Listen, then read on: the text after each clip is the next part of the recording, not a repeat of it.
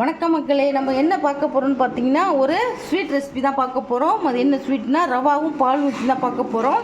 இங்கே பாருங்கள், நான் ஒரு கப் ரவா எடுத்துருக்கேன். நான் வறுக்காத ரவா தான், பச்சை ரவா தான் போட்டிருக்கேன். 1க்கு 3 பசும் பால், காய்ச்சாத பால் தான். காய்ச்சின பால்னாலும் வச்சுக்கோங்க, திக்காக இருக்கணும். 1 2 1க்கு 3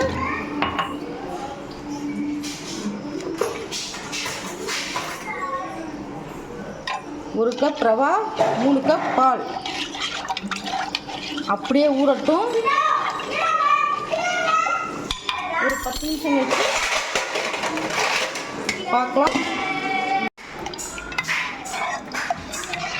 இங்கே பாருங்கள், நான் பாலில் ஊற வச்ச ரவா நல்லா ஊறிடுச்சு. இப்போ அடுத்தது நான் 1 கப்பு, இதால் 1 கப் ரவாவுக்கு 3 கப் பால் ஊற்றிருக்கிறேன். இப்போது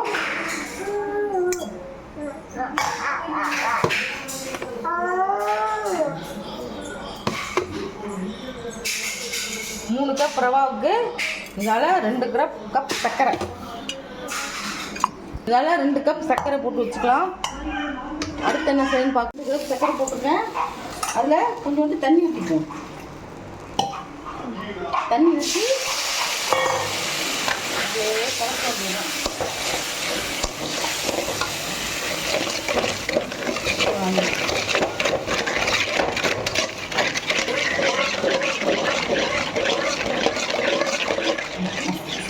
ரவாவுக்கு 1 கப் நெய் ஊற்றணும்.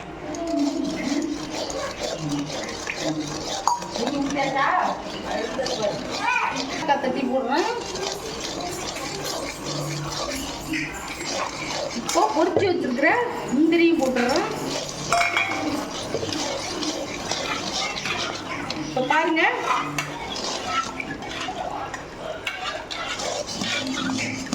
நல்லா பாலோட சேர்ந்து, தண்ணி எல்லாம் தேவையில்லை, பாலோட சேர்ந்து ரவா நல்லா ஊறிடுச்சு.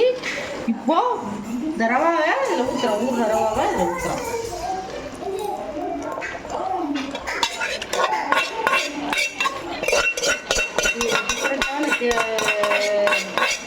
ஸ்வீட்டு கேசரி மாதிரி கிடையாது, இது டிஃப்ரெண்ட்டாக இருக்கும். இது மாதிரி சாப்பிட்டுலாம். இப்போ பாருங்கள், இந்த ஸ்வீட்டுக்கு நான் ஒரு 1/4 மூடி ரோஸ் எசன்ஸ் ஊற்றுறேன். இதுதான் இதுக்கு ரொம்ப ஃப்ளேவர் கொடுக்கும், டிஃப்ரெண்ட்டாக இருக்கும், நல்லாயிருக்கும். இந்த மாதிரி நீங்கள் செஞ்சு பாருங்கள். அந்த ரோஸ் வாசனை சூப்பராக அப்படி கிளறும் போதே வரும். பாருங்க, இந்த மாதிரி கலரிட்டே இருக்கு, கைவிடாமல். இப்போ பாருங்க, ரவாயும் பாலும் வச்சு செஞ்ச ஸ்வீட்டு எவ்வளோ சூப்பராக இருக்கு பாருங்க. நான் அடுப்பை ஆஃப் பண்ணிட்டேன்.